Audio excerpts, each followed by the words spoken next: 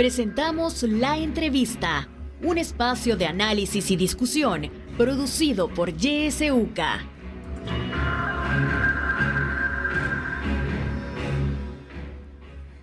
Muy buenos días, gracias por acompañarnos en el espacio de la entrevista, 7 de la mañana con 2 minutos.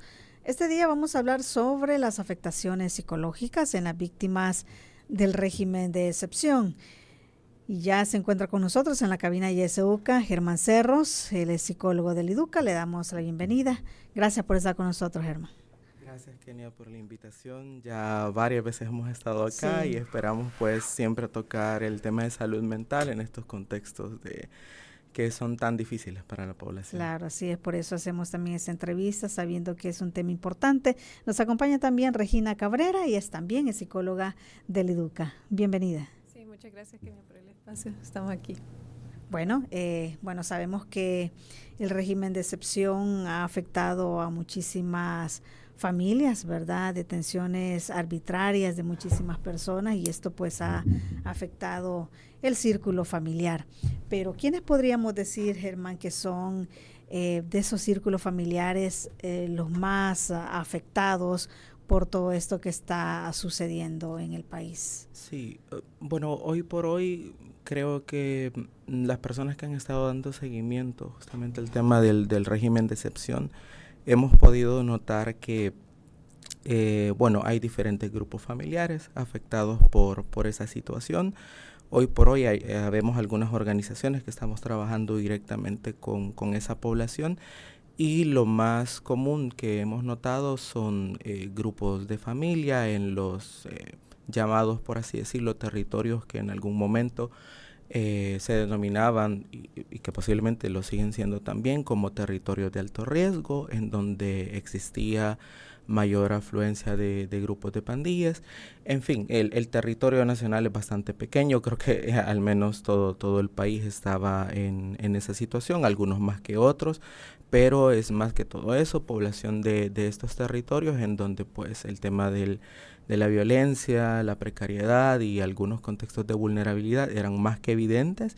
Y ya pues ya no digamos hablando de poblaciones muy específicas como lo están siendo en este caso los mayores detenidos, los hombres, pero sin dejar de lado algunas mujeres que han sido capturadas, que eran pieza fundamental dentro del grupo familiar, y que hoy por hoy hay otras personas dentro del mismo grupo que ante esa captura han resultado afectadas, como lo son los niños, niñas y adolescentes, que pues son los que hemos notado que hay algunas afectaciones muy específicas y significativas en ellos y ellas, y a quienes pues debemos de estar atendiendo en este momento, porque el régimen está continuando. Ya llevamos varios mesecitos, un año y fichas de que se tomó esta medida, y que pues algunas organizaciones, como le mencioné, estamos trabajando con esa población afectada.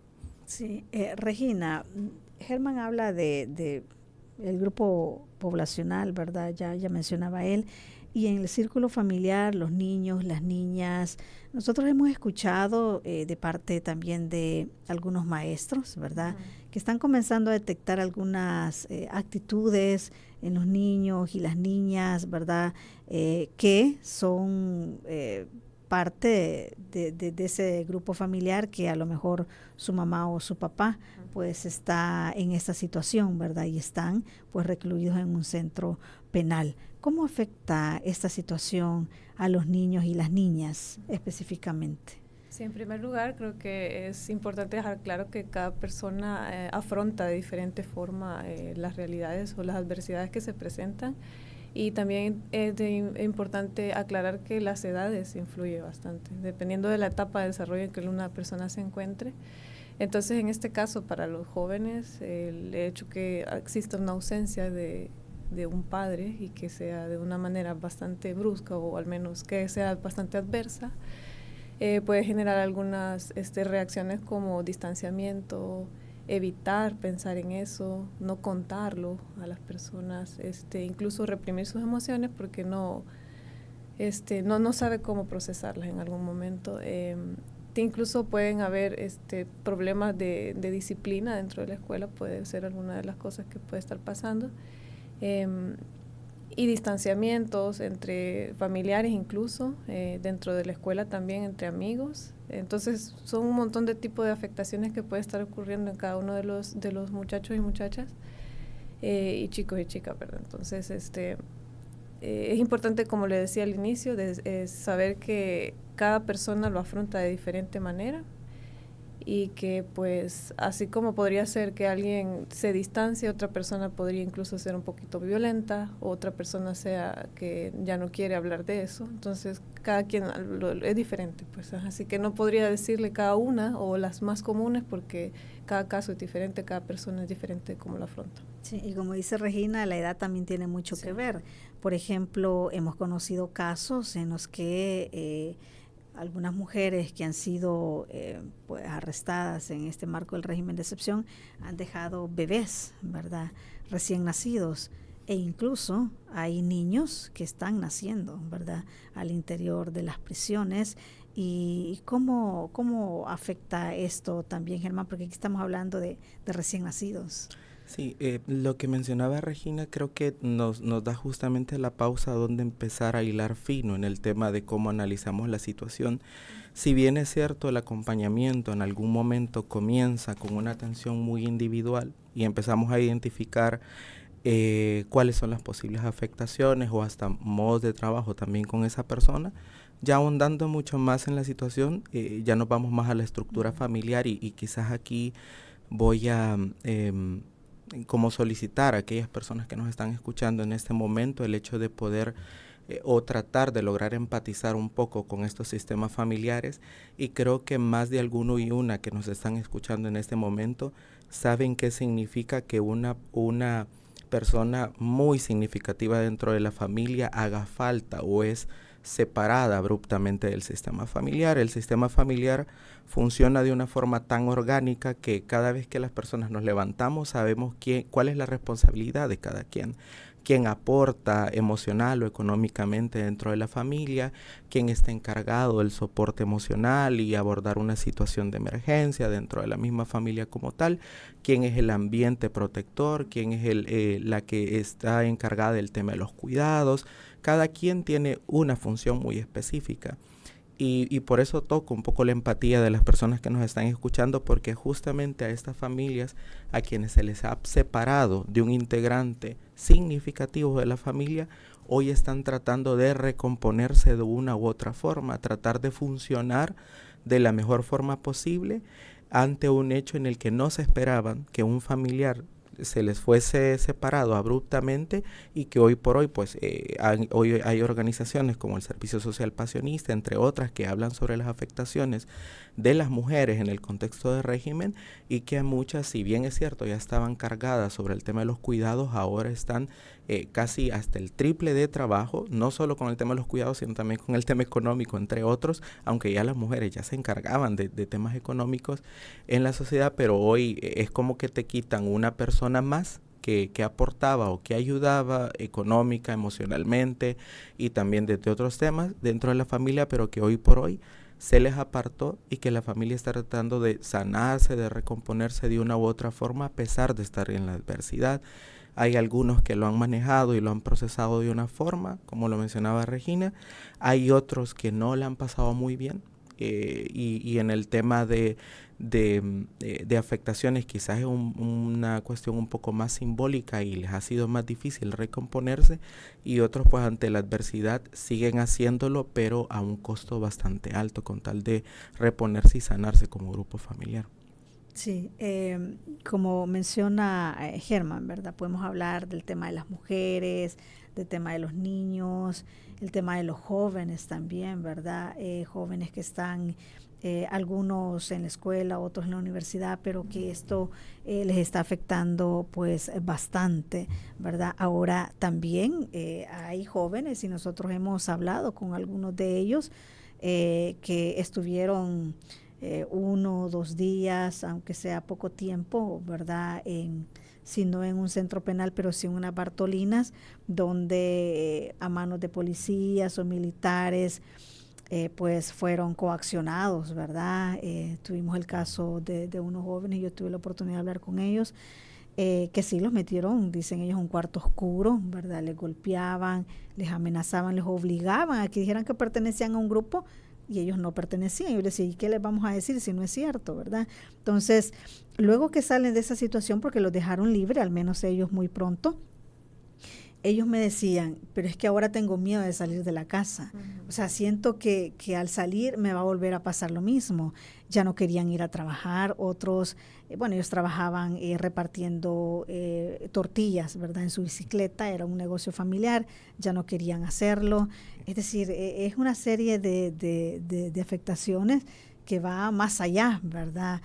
¿Cómo deben enfrentar los jóvenes esta situación? Porque además los jóvenes ha sido un grupo que por mucho tiempo ha sido estigmatizado, y ahora si viven en zonas pues consideradas de riesgo, es mucho más, ¿verdad? ¿Cómo deben enfrentar los jóvenes esta situación? Porque pasaron esa situación, pero no todos tienen la posibilidad de ir donde un psicólogo, sí, de conversar, de hablar sobre esto. ¿Cómo es que ellos llegan a, o debería llegar a superarse esta situación? Sí, creo que eso es importante, quizás con la misma respuesta que le di al inicio, es que cada quien tiene recursos personales que son importantes en su vida, por ejemplo, recursos personales a nivel emocional, a nivel cognitivo y de personalidad. Entonces, eso influye bastante en cómo va a procesar esta información que recibió del medio. Sí, es una información que marcó su vida. Entonces, por eso es que está el servicio de psicología, porque nosotros somos quienes como marcamos la ruta con los recursos que la persona tiene para poder procesar, y si no se tiene, pues creo que es importante tener esa madurez de decir, pasé por este proceso, tengo que reconocerlo, ponerle nombre y empezar a llevar como ese trayecto de dar pasos de, bueno, qué es lo que estoy sintiendo en este momento, qué es lo que me da temor realmente. Y así como se configuró el problema dentro de la persona, por decir así, pensar que tiene este temor que usted menciona, tiene que deconstruirse nuevamente, o incluso al menos también puede ser que tenga que aprender a vivir con ese temor y que con el tiempo no desaparezca, pero que sí vaya disminuyendo. Y como le digo, todo depende mucho de los recursos que tenga la persona, y por eso es que siempre estamos nosotros aquí como psicólogos, porque somos quienes sabemos cuáles herramientas son las más pertinentes para poder tocar esos elementos que las personas todavía no se dan cuenta que incluso están como enredados dentro de ellos.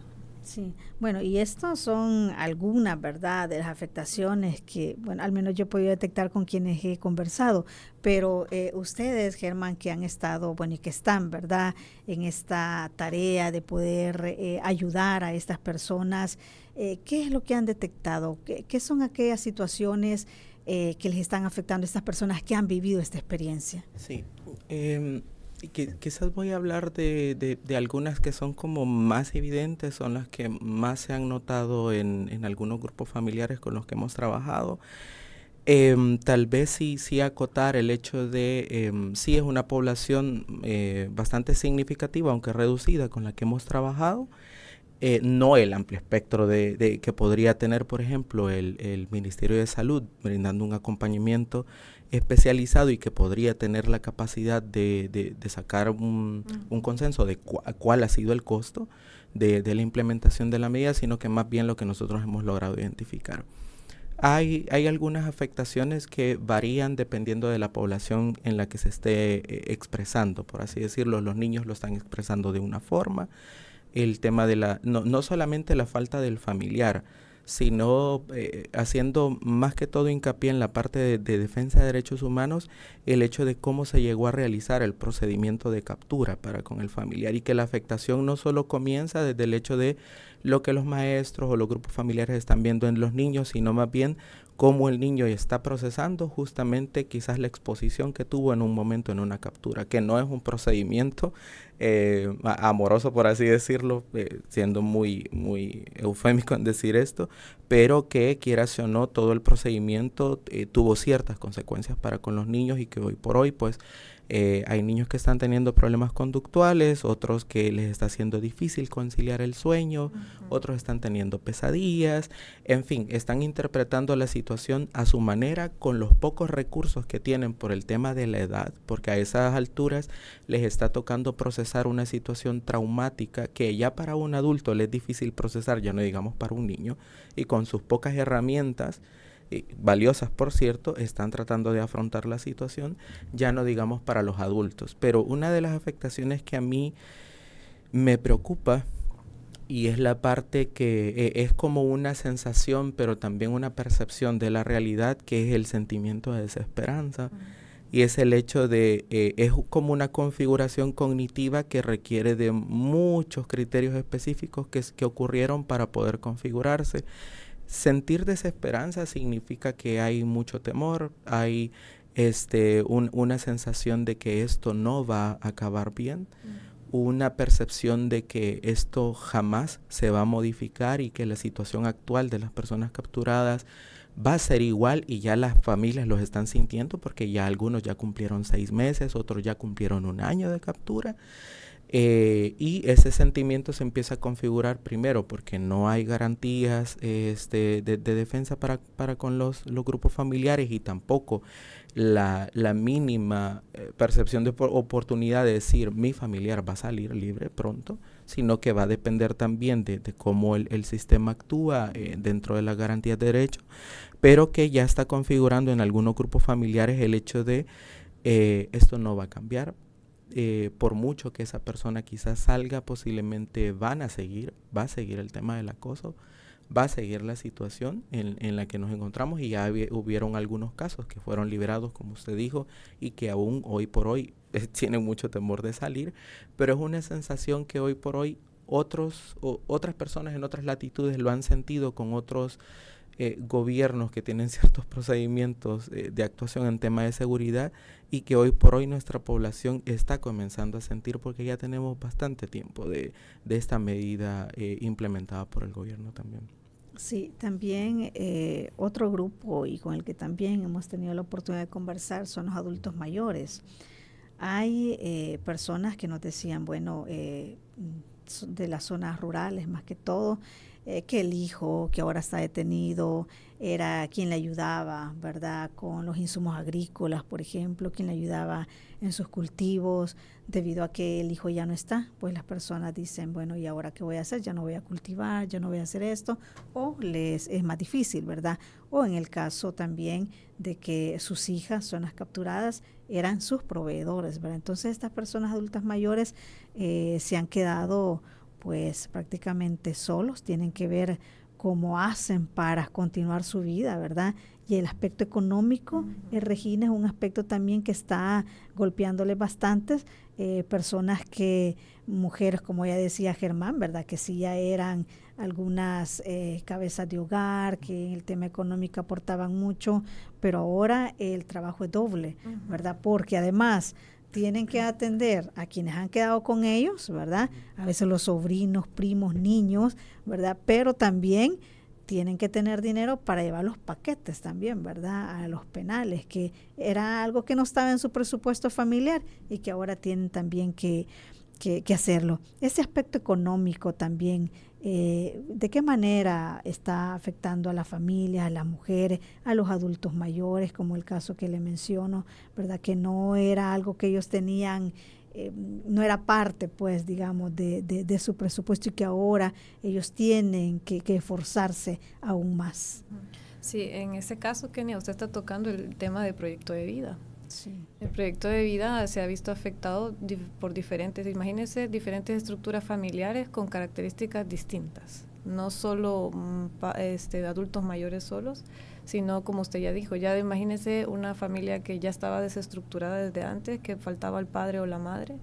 Entonces ahora los roles para las mujeres se ha visto doblado, es decir, tienen que dedicarse al cuidado de sus hijos, pero también la parte económica. Incluso estos adultos mayores que usted dice, ya de por sí esa etapa es un poco desafiante, porque ellos se están enfrentando con el hecho en literatura dice que ellos están ya culminando su proyecto de vida. Entonces, cuando los hijos se van de casa, existe un fenómeno que se llama el nido vacío. Y las personas están reestructurando su vida porque ya no van a estar con sus hijos. Pero cuando pasa de esta forma, se incluye este fenómeno e incluso el otro, que es el de la captura. Y bueno, las personas han sufrido esta, como decía Germán, desesperanza. E incluso las personas propias de víctimas directas han sufrido el estrés post-trauma, que es bien difícil. Y las personas que se han quedado, pues como decía Germán, la desesperanza, la parte económica ha venido también a cargar las familias, y para estructurarse nuevamente de quién es el que se va a encargar, en qué actividad económica. Imagínense adultos mayores, en qué actividad económica ellos se ingresan nuevamente para poder hacer el sustento de su casa o para hacer su propio sustento si es el único que ha quedado. Y también hijos y hijas, ¿verdad? Que incluso la madre busca otro medio para poder cubrir la casa. Entonces, este proyecto de vida ha sido alterado a nivel de economía, por decirlo, por un aspecto, por no mencionar varios. Y es que están sucediendo diferentes situaciones. Hay otras familias que están en la búsqueda de sus familiares porque no los encuentran en ningún centro penal también, ¿verdad? Entonces, ellos dicen, mi hijo está desaparecido, ¿verdad? Preguntan acá, preguntan en todos lados, no lo localizan. Otros casos que también sus hijos o hijas o familiares han sido sepultados en fosas comunes, ¿verdad? Entonces viven todo ese proceso también, Germán, porque otros podrán saber dónde está su familiar, pero en el caso de estas personas no saben. Entonces están viviendo esa angustia, esa incertidumbre que también está afectándoles en sus familias y a nivel personal. Sí, de hecho y quizás aquí hay que hacer como una pequeña acotación, especialmente cómo a veces las personas interpretamos o entendemos el tema del duelo como tal, porque pensamos que el duelo tiene mucho que ver con la pérdida física, ¿sí?, del familiar, y que hoy por hoy sabemos que está fallecido, ¿sí? Y asociamos el tema del duelo con esa pérdida que significa muerte, pero no asociamos al duelo como esa situación abrupta de pérdida que puede ser que nos arrebaten a un familiar, sepamos que se encuentra en tal lugar, está detenido, pero igual elaboramos el proceso del duelo porque esa persona se nos arrebató abruptamente. Sabemos que está ahí, pero las personas del grupo familiar viven el proceso de duelo como si esa persona no estuviera. Ya llevamos un año del régimen y un año sin un familiar es muy sentida, especialmente para los niños que todo el tiempo están preguntando cuándo va a salir papá o cuándo va a salir mamá, y que los adultos interpretamos el tema del tiempo como pronto, pero ese pronto también es una cuestión muy aletargada, pero los niños no tienen esa concepción del tiempo como tal, y ese pronto también está lleno de mucha frustración porque pasan los meses y el papá no llega o la mamá no llega. Pero vamos a la parte de las personas que tienen una persona desaparecida o que no la identifican, y es el hecho del proceso de duelo complicado o no resuelto, que lo vive cualquier persona que primero no tiene una clarificación sobre cómo se perdió ese familiar, cómo falleció, cómo murió o dónde se encuentra. No tenemos por lo menos el mínimo indicio de dónde está localizado. Ya lo experimentaron en algún momento las madres de familia o los grupos familiares que en el tema del conflicto armado experimentaron la desaparición forzada de un familiar, y que hasta la fecha lo siguen buscando, ¿sí?, o quieren tener una explicación de qué ocurrió.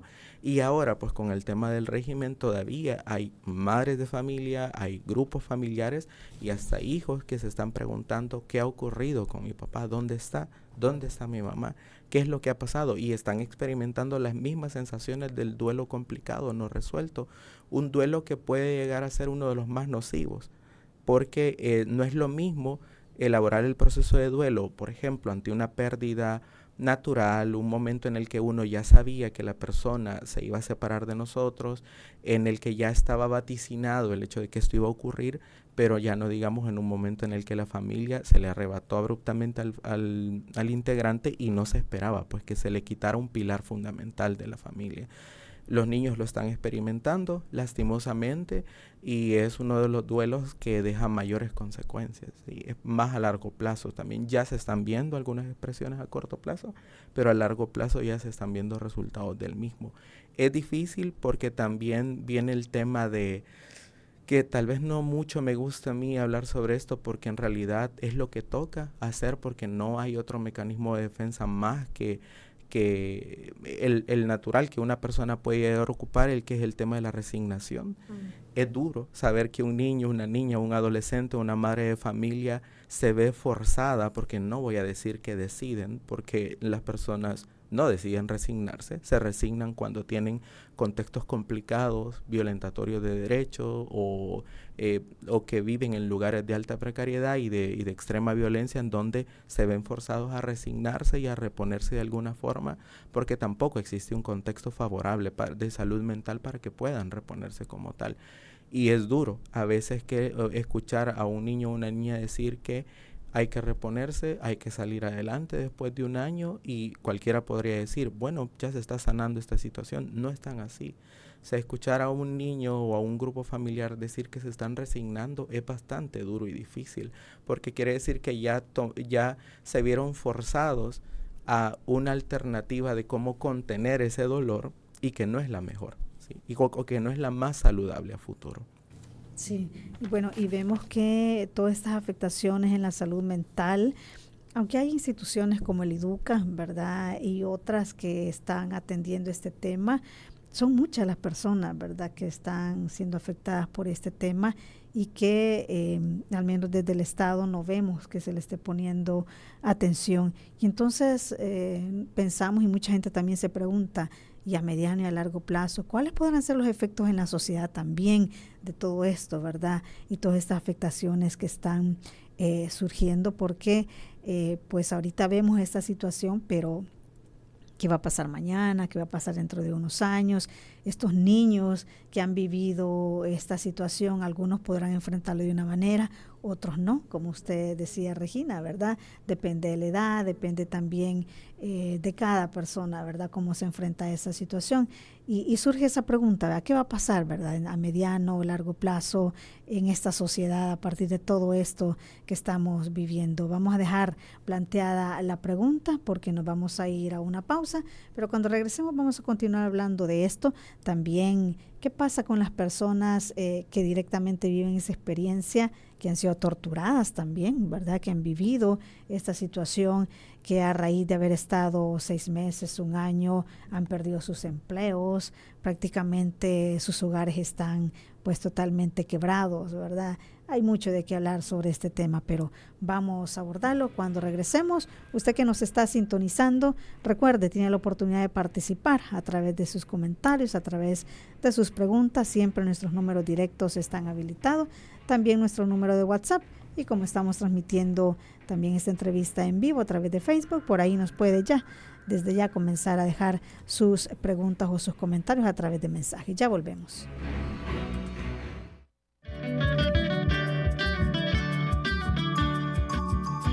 Somos la estación que te acompaña siempre. YSUCA, la voz con vos. YSUCA, siempre con vos. 91.7, la voz con vos.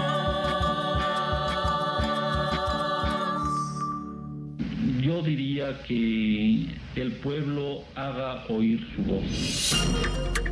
Hora 10. Que la realidad tome la palabra a través de la ciudadanía activa.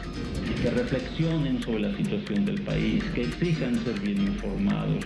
Hora 10. De lunes a viernes a partir de las 10 de la mañana. Le esperamos.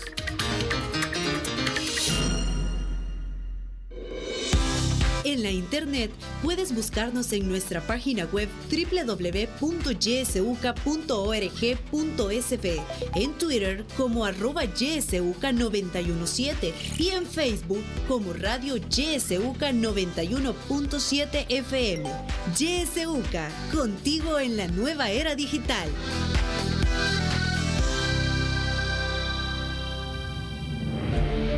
Sintoniza Radio YSUCA en el 91.7 del FM. La voz con vos.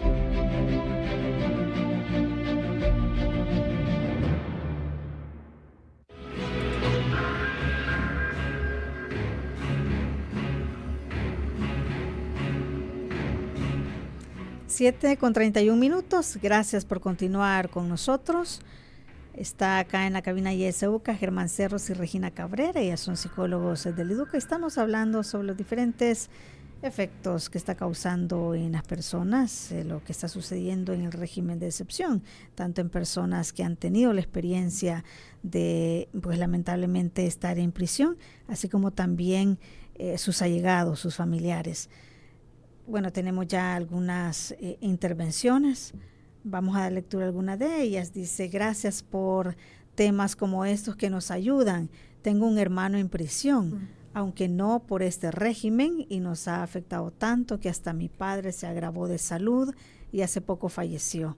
Y es claro que esa tristeza fue un agravante y mi sobrina llora mientras duerme.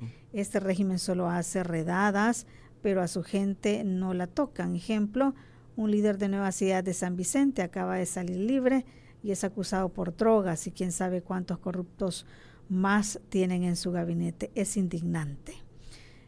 Nos dice, buenos días, otro mensaje. Mi opinión es que esta niñez salvadoreña ya tiene un gran daño psicológico que será muy difícil de tratar.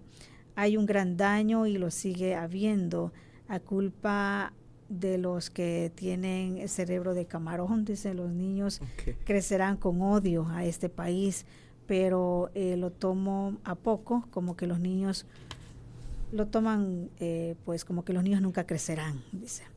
Otro mensaje, buenos días, a pesar de las consecuencias irreparables y de la aprobación de la ciudadanía del régimen de excepción como sociedad, estamos configurando una indefensión aprendida, nos dicen. Gracias. Más mensajes, buenos días, ¿cuáles reparaciones o reclamos debieran de imponerse o levantarse contra el Estado y sus representantes por persecución ilegal, maltratos y daños? Tenemos audios también, vamos a escuchar. Muy buenos días, Kenia. Un saludo a Regina y a Germán. Por experiencias muy cercanas, lidiar con la desaparición es un proceso complejo, sobre todo para los niños, porque no tienen un lugar en donde llegar y hacer una ceremonia de cierre de uno de sus familiares, en este caso de su mamá. Es complicado porque también ellos siempre están abrigando una esperanza de en algún momento encontrarse con su ser querido. Es duro porque hay que estar reviviendo permanentemente esos recuerdos y estar buscando respuestas en donde bien difícil en este entorno y con las autoridades se pueden encontrar respuestas. Es duro. Frente a esto, también los niños, las familias deben lidiar con el estigma de lo que la narrativa coyuntural del Estado, del gobierno está haciendo en la sociedad, y es esa parte de que todos los que se han sido detenidos son pandilleros o pertenecen a estas estructuras. Es difícil esta situación para los seres queridos y sobre todo para los niños, o sea, los papás y todos tienen una carga difícil, pero los niños a mí realmente y personalmente me preocupa. ¿Qué debemos hacer nosotros, el resto, los miembros de la sociedad, que no nos tragamos esa narrativa tan así y si nos preocupan los niños? ¿Qué debemos hacer nosotros para acogerlos y para hacerles sentir bien a todos estos niños? Muy buenos días, un saludo. Bueno, un saludo para usted también, muchísimas gracias. Tenemos una llamada. Buenos días. Aló. Buenos días, le escuchamos. Buenos días, licenciada, bienvenidos sus invitados. Usted pregunta que qué ocasiona esto que está sucediendo.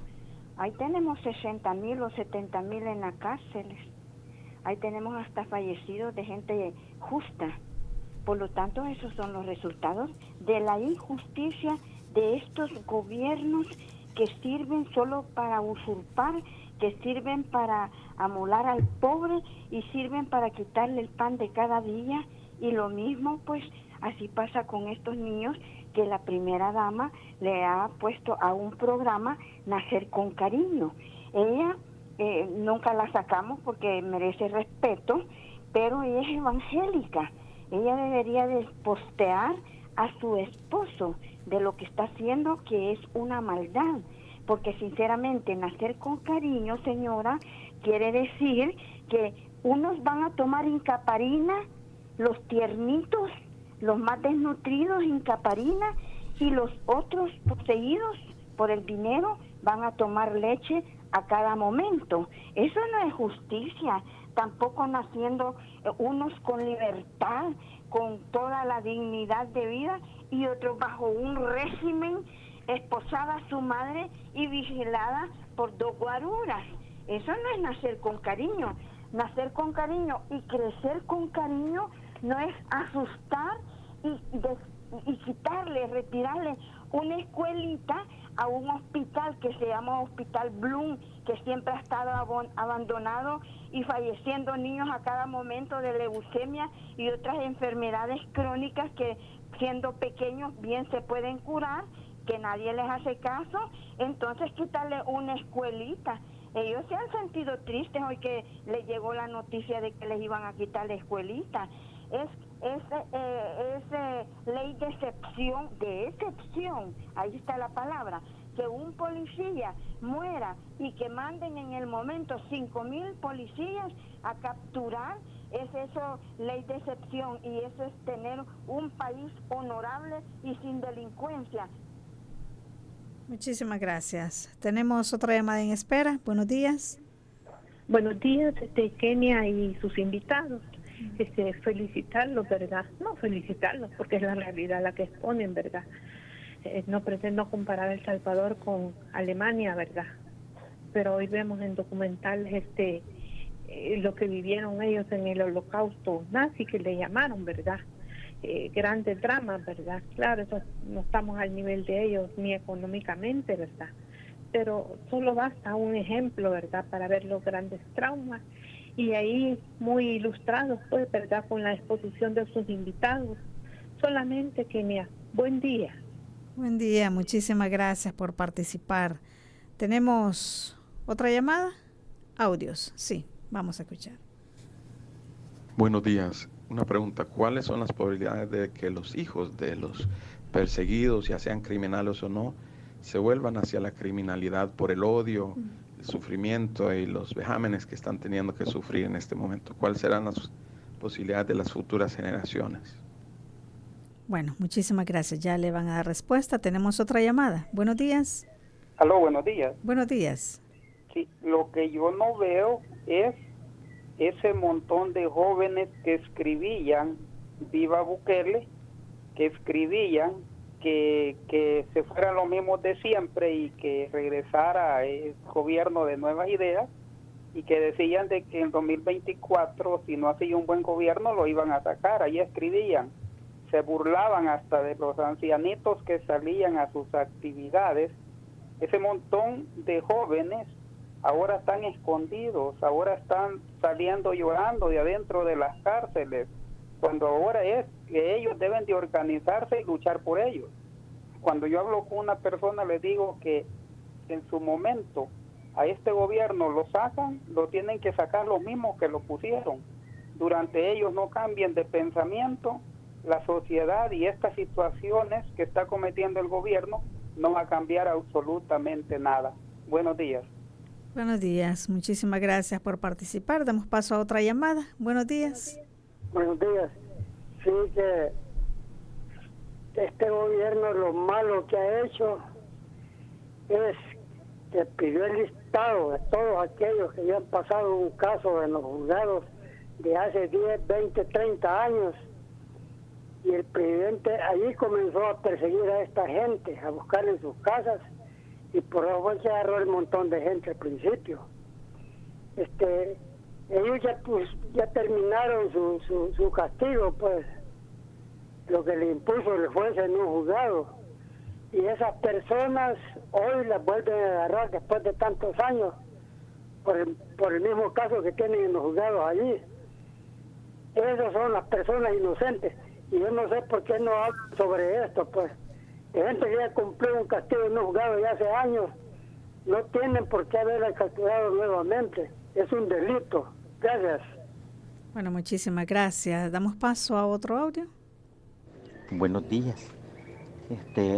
Manuel le saluda, Ciudad Delgado. Mire, mi forma de valorar la situación actual en cuanto al tema que se está abordando, yo percibo que van a haber muchos niños,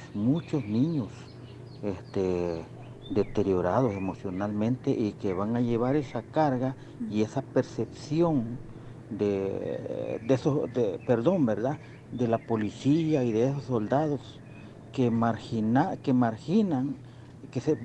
a algún familiar y que cuando llegan a hacer esa clase de ir a traer a alguien, todos esos niños tienen esa deficiencia psicológica y la van a llevar por muchos años.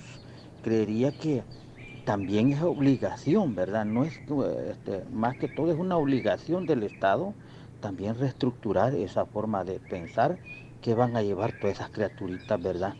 Y creo que no es solo represión, ¿verdad?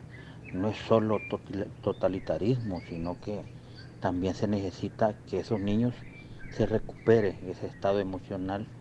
Mis bendiciones, ay, disculpen, ¿verdad? Pero mi forma de pensar es esa. Bueno, muchísimas gracias. Tenemos otra llamada. Sí, buenos días. Muy buenos días. Le escuchamos, adelante. Fíjese que yo quisiera dar mi comentario respecto a que, bueno, ya tengo tiempo de estarlas escuchando y pues esto del régimen, pues quiere decir, no ha afectado a las familias que tal vez menos tenemos que ver con esto, ¿verdad? Pues mi sobrino está detenido de hace casi un año con su esposa, ¿verdad? Fueron detenidos porque vivían en una zona ahí en San Martín. Pues el hijo de él lo llevaron, se lo llevó a la policía y digamos de ahí que estaba enfermo. Menos mal que mi hermana se dio cuenta de eso y fue a reclamarlo. No se lo querían dar porque dijo de que cómo comprobaba que era su nieto, ¿verdad? Pero gracias a Dios pues se lo entregaron. Pero yo me pongo a pensar todo este problema que se va a dar con esos niños que siguen creciendo con ese psicológico de que ¿dónde está mi papá? ¿Verdad? Porque el niño hasta a veces hasta se le ha olvidado que quién es su papá, ¿verdad? Porque a la mamá, a mi hermana le dice mamita, pero él va a crecer con eso, pues, y ahorita no se ve nada claro. No sé si ustedes nos pueden ayudar, cómo podemos abocarnos para que nos ayude alguien, pues. Nosotros somos familias trabajadoras, pues, y pues desgraciadamente la gente celebra todo eso que dice que la seguridad, pero justos por pecadores están pagando y no tiene que ser así. Todavía hay varios muchachos que andan en las calles y la policía, yo me pregunto, ¿por qué la policía no hacía nada antes? ¿Ah? ¿Por qué ahora sí saben cómo actuar y por qué no lo hacían antes? O sea, esto es una corrupción, pues el gobierno dice de que no, pero esto se da, pues, y se sigue dando.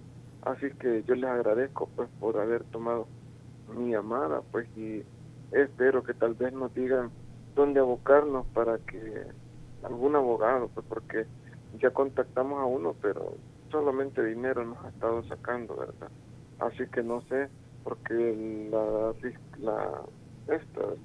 sé, mi hermana me dice de que hace abogado, pero no le dicen nada, ¿verdad? Así que no sé. Así que gracias por haberme tomado mi llamada, pues, y bendiciones. Bueno, muchísimas gracias por su participación. Leo un mensaje más, dice, es terrible la situación de los encarcelados y los que más sufren son sus familiares. Hay pensamientos suicidas a causa del entorno tóxico de aprobación a estas medidas, la falta de empatía de la gente que se burla de las personas estigmatizadas es espeluznante. ¿En qué clase de distopía vivimos? Venimos a caer, nos dice Neto Sánchez, quien nos escribe y nos envía este mensaje. Bueno, muchísimas gracias. queremos ya dar paso a ustedes para que puedan pues retroalimentar, ¿verdad? Lo que ya nos decían muchísimas personas que nos están escuchando, nos están sintonizando y ahí han planteado sus problemáticas y sus preguntas también. Germán. Sí, creo que especialmente cuando tenés las llamadas o la valoración misma de las personas, es justamente ahí donde ya te empiezan a tocar muchas cosas en el contexto del régimen. Creo que a pesar de que somos profesionales de salud mental, igual somos seres humanos y nos toca mucho emocionalmente las historias de las personas. Y creo que esa es parte de como la parte empática de saber que hay otro ser humano que se está afectando independientemente del tema de estigmatización o todo lo que conlleva eso. Voy a responder algunas que escuché porque es mucha información. Hablar sobre el tema del régimen creo que daría como para hacer un conversatorio sumamente grande sobre esto, más en salud mental. En el tema de la niñez, que creo que fue una de las primeras preguntas, y lo voy a unir un poco con otra que nos hizo otro compa ahí, que nos habló sobre el tema de la criminalidad y si estos niños en un futuro podrían ser. Yo creo que voy a ser muy específico en una valoración muy personal que tengo, pero también es un poco técnica de cómo veo las cosas. Y yo no soy tan determinista con algunas situaciones, especialmente respondiéndole a la persona. Se tienen que configurar muchos factores para que una persona pueda llegar a delinquir. No, solamente considerar el tema del régimen y el tema de cómo los niños, niñas y adolescentes están viviendo el dolor del mismo, sería como muy pronto y también un poquito abusivo decirlo, utilizar un determinante como ese, pero sí no, dentro de los profesionales de la salud mental, y espero que no solamente nosotros, sino que otros que están allá afuera, otros y otras que hoy por hoy, pues, algunos se han pronunciado, otros pues todavía están expectantes sobre la situación, sepamos que en el momento en el que hay que darle una lectura a esta realidad hay que hacerlo y hay que empezar a idear formas de trabajo, mecanismos de cómo poder abordar la situación, una futura afectación, porque esto se ve que va para largo y hay que tener una forma de responder. Y llamo a ese sentido de ser profesional y de que los que trabajamos en salud mental tenemos que ser consecuentes con lo que nos formamos en algún momento, y que hoy por hoy hay seres humanos con muchas necesidades de atención, hay seres humanos que van a necesitar mucho apoyo en un contexto tan difícil como este, y vamos a tener desde el juramento hipocrático que en algún momento juramos defender, actuar de alguna u otra forma. Yo creo que apelo mucho a ese compromiso de los profesionales de la salud mental y que debemos de responder. Sí, compañeros, sí le puedo decir que es necesario mantenernos evaluando la situación. Tal vez no llegar a decir esto puede llegar a ocurrir porque sería muy pronto decirlo, pero sí que ya existen juventudes, niños, niñas, adolescentes y otras personas de los grupos familiares que ya están fracturados. Ya la gente llega a nuestro instituto muy rotos, ¿sí? Trabajamos con gente que llega casi que en pedazos a contarnos cómo experimentaron la situación y cómo posiblemente se les pueda apoyar. Y ya no digamos cuando trabajamos con cada una de las poblaciones, que identificamos cómo llega un niño, cómo llega una niña o un adolescente o otras personas dentro del grupo. Para la persona que solicitó el apoyo, quizás dejarle el número de teléfono del instituto, que es el directo, que es el 2210-6678, 2210-6678.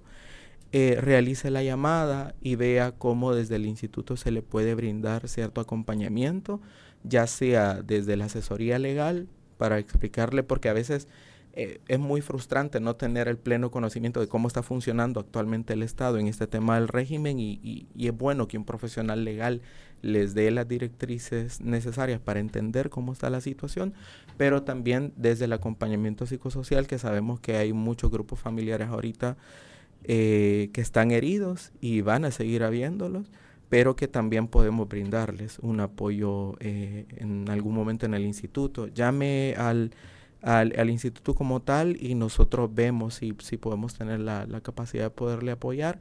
sabemos que somos un instituto pequeño, estamos intentando responder quizás a una situación que quizás el Estado mismo debería tener las herramientas para poder atender. Una situación como esta, y con los pocos recursos y el personal, un personal muy humano, desde el administrativo hasta todos y todas los que trabajamos ahí, vemos cómo responder a una situación como esa. Quizás esa sería mi valoración. Hay muchas cosas que seguir viendo, muchas cosas que seguir valorando. Creo que hay parte de la población que, a pesar de que en la retórica de el Estado está haciendo bien las cosas, hay personas que todavía están sensibilizadas, todavía logran empatizar un poco con el dolor de un grupo familiar ante un tema de la pérdida de otro integrante de la familia, y saben que a pesar de todo el dolor que las familias cargan, a pesar de eso se logran, por así decirlo, ponerse en los zapatos de otro y otra que también está sufriendo la situación. Sí. Y el aspecto de la empatía es importante, correcto, ¿verdad?, en estos momentos. Regina. Sí, quizás comparto la opinión de Germán con respecto a, no se puede responder todas las preguntas porque incluso unas son de diferentes tópicos y pues, como dice, se alargaría el día, no terminamos el día de hoy. Pero me interesó mucho el detalle de alguien que mencionó que podemos hacer nosotros, porque este espacio es para los que estamos aquí escuchando, que estamos pensando qué voy a hacer con mi hijo, mi hija. Conozco a alguien que está pasando por la misma situación y creo que va muy en la línea de lo que estaban hablando justamente ahorita, que primeramente es despertar esa empatía, porque no sabemos por qué situación está pasando la persona. Y sobre todo no sabemos cómo lo está afrontando, ese es lo más importante. Y con los niños y niñas pues también es otro tema un poco más complejo, como ya yo decía al inicio, que es importante reconocer cuáles son los recursos que tienen a nivel personal cada persona. Entonces, creo que lo primero es la empatía, y ya luego pues sería tema de identificar cuáles recursos tiene cada quien, porque es importante saber que a pesar de que no tenemos un psicólogo o podemos ir a un servicio de un psicólogo, saber qué es lo que yo tengo como persona, estos recursos que tengo, si sé manejar bien mi enojo, si sé manejar, y no tanto bien, porque tenemos una particularidad de decir que cómo se hacen bien las cosas. Incluso hay personas que en estos momentos están teniendo bastante temor, como ya en su momento lo mencionaban, bastante ansiedad, porque se ha perdido el control de ciertas partes de su vida. Cuando uno pierde el control, empiezan a surgir estas ideas, y entonces, ¿en qué puedo yo incidir realmente en mi vida? Y empiezan a tener sensaciones de ansiedad, de decir, y entonces, ¿y ahora qué es lo que puedo hacer? ¿Qué realmente puedo hacer yo por mí, por mis hijos, o por mi familia, o por las personas que tengo cercanas?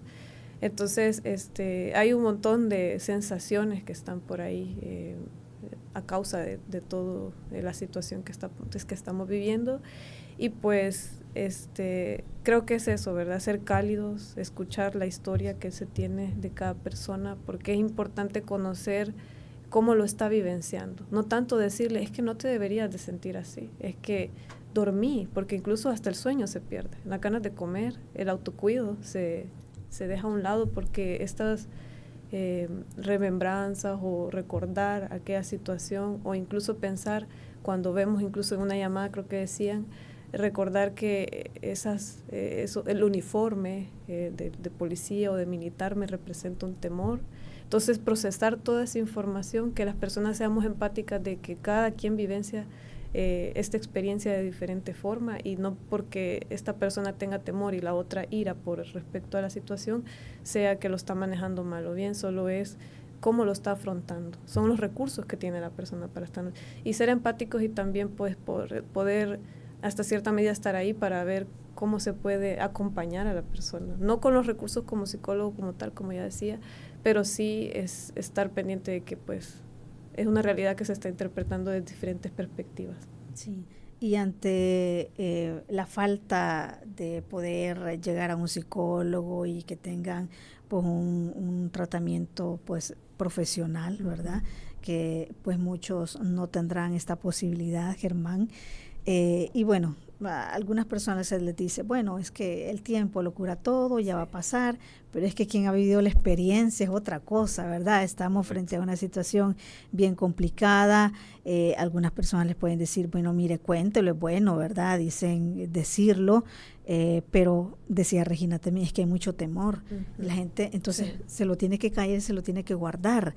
¿Qué es lo que, digamos, conviene en estos momentos? ¿Y qué se le puede decir a estas personas que a lo mejor no tengan la posibilidad de ir donde un profesional de la salud mental, pero que pueden ayudarse desde, como dice Regina, los recursos familiares también que se puedan tener? Bueno, creo que es importante el hecho de entender a veces cómo funciona el sistema del dolor, pero también el del miedo. Y cómo el miedo muchas de las veces es una herramienta fundamental para algunos gobiernos, para crear ciertas situaciones muy específicas como tal. Creo que las personas hoy por hoy, y quizás más que todo, ya no tocando el tema de la desesperanza, porque hasta a veces a uno como profesional hablar sobre estos temas toca mucho más la parte de la afectación y todo lo que está ocurriendo, y casi no hablamos sobre las buenas cosas que hemos encontrado. Creo que apelar un poco al tema de la resiliencia de cada uno de los grupos familiares que hoy por hoy, pues a pesar de que han vivido las experiencias de forma muy particular, cada uno está sacando a flote muchas fortalezas que están teniendo, que lejos de decir si son adecuadas o inadecuadas, buenas o malas, las estrategias que están utilizando, hoy están sobreviviendo en conjunto como familia. Sí. Hay algunos que han tratado de apoyarse con otras estructuras del mismo grupo familiar para poder decir la mochila ya pesa y necesito en algún momento, ya que yo estoy liderando el tema de la defensa de mi familiar, que a veces alguien más del integrante de la familia la cargue un rato, no para hacerse cargo perpetuamente de la misma, sino mientras yo descanso y después retomarla y seguir con ese tema de la lucha. Creo que ha sido de las experiencias más bonitas que hemos encontrado en este tema, ver que hay grupos familiares que a pesar de la adversidad siguen sacando a flote esos recursos que ya contaban con ellos familiares y que hoy por hoy, pues lastimosamente el dolor hizo afilar la herramienta para seguir trabajándolo, pero creo que esa es una de las cosas que yo puedo recomendar. Otra que sí hemos notado es que el mismo tema del miedo y todo lo que es el temor y la retórica del enemigo hace que nos separemos de nuestras estructuras de apoyo, hace que nos alejemos de personas muy puntuales que nos puedan brindar apoyo emocional o social dentro de la misma comunidad, porque es doloroso hablar sobre la captura de nuestro familiar y porque también no sabemos cómo el otro y la otra va a manejar la información, pero sí empezar a crear, aunque sea pequeña, una red en la cual yo pueda, en algún momento yo me sienta mal, pueda tener una persona que me pueda orientar sobre cómo manejar esta situación. Una persona que a pesar de que no es profesional de la salud mental puede estar ahí, solamente estando ahí, escuchándome y sabiendo, sin juzgar, sin prejuiciar, sin criticar lo que yo he estado manejando de una u otra forma, solamente brindándome apoyo y saber que, bueno, comprendo la historia que me cuentas, comprendo lo que tú me estás expresando y a pesar de que es muy mínimo lo que yo pueda hacer, pero contá conmigo las veces que necesites hablar sobre esto, porque es también muy sanador hablarlo con otra persona y quizás esa sería como mi valoración. Sí, bueno, repetimos nuevamente el número, ¿verdad?, del IDUCA, por si usted quiere buscar alguna asesoría, ya sea de tipo legal o también relacionada a la salud mental, también pueden ayudarle. 2210-6678 es el número del IDUCA, ahí puede usted llamar y hacer las consultas y le van a indicar en qué le pueden ayudar. Bueno, muchísimas gracias Regina por haber estado con nosotros, gracias Germán también por haber abordado ese tema tan importante, ¿verdad? Que a veces entre tantos temas de coyuntura lo dejamos fuera, pero debe ser muy prioritario por todo esto del que ya hemos conversado, ¿verdad? Y las afectaciones que esto tiene en los círculos familiares y en general en la sociedad. Muchísimas gracias por haber estado con nosotros. Gracias a usted, gracias. A usted también, gracias por su sintonía a Radio YSUCA, por haber participado, por contarnos sus experiencias, ¿verdad? Muchísimas gracias. Les recuerdo que esta entrevista queda en nuestra página de Facebook y también en nuestro canal de YouTube. También está en podcast en nuestra página web. Allí puede también volverla a escuchar y también compartirla para quienes no estuvieron atentas, ustedes pueden hacérsela llegar. Muchísimas gracias. Feliz inicio de semana. Buenos días. Esta fue la entrevista. Te invitamos a que no te pierdas nuestra próxima emisión.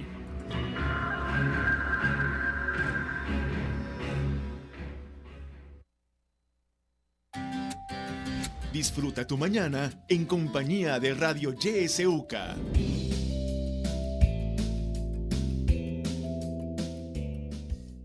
¿Ya has pensado cómo sería el mundo sin tu luz? Sin la luz de cada uno de nosotros. Tu luz es la que pone todo en marcha, es la que mueve el mundo hacia adelante.